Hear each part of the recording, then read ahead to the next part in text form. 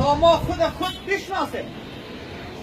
او قومی که خودش نشناخت، او قومی که خودش نتانست بشناسه، او به هیچ جایی نمیرسه و از او هیچ کسی هم توقع نداره. از این خاطر است که اقبال اولین بخش کتابش به اسرار خودی آغاز میکنه.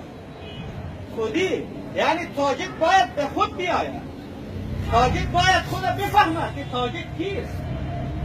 تاجیک از نسل سلمان فارس است، تاجیک از نسل امام اعظم است، تاجیک از نسل امام بخاری است، تاجیک از نسل ابو مسلم خراسانی است، تاجیک از نسل ابو علی سینای بلخی است. تاجیک از او جمله مردمی است که در جهان بشریت قومی است که با علم و دانش و با فرهنگ است. این ارزش تاجیک باید به تاجیکی ها بشناسند. یک چیزی که من تا به حال در کتاب ندیدم، از دهن یک عالم بسیار بزرگواری را شنیدم، ایست تاجیک چرا تاجیک میگه؟ تاجیک چرا تاجیک گفته می شود؟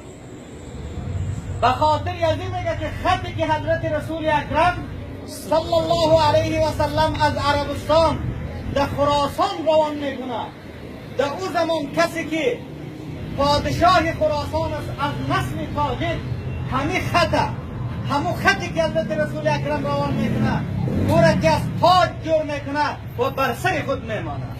این نشان تاجیک است، این افتخار تاجیک است. هزارها محدث، هزارها مفسر، هزارها فقیه، هزارها مورخ این تاجیک دارد. باید به تاجیک بشناسانیم که تاجیک کی بوده و چگونه بوده. تاجیک تا قومی بی سر و پا و گمنام نبوده. تاجیک امروز هیچ قومی، هیچ ملتی نمیتواند به همراه تاجیک سیالی بکنه.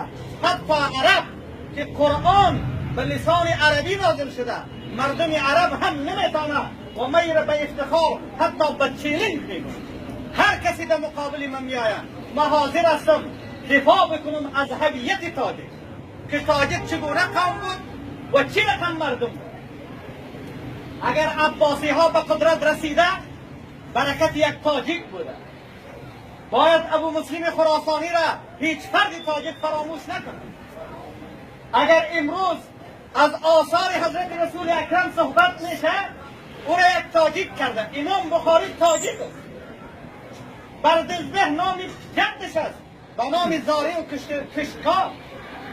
اگر امروز فقه حضرت رسول اکرم، سیرت حضرت رسول اکرم در جهان پخش شده، او را یک تاجیک کرده.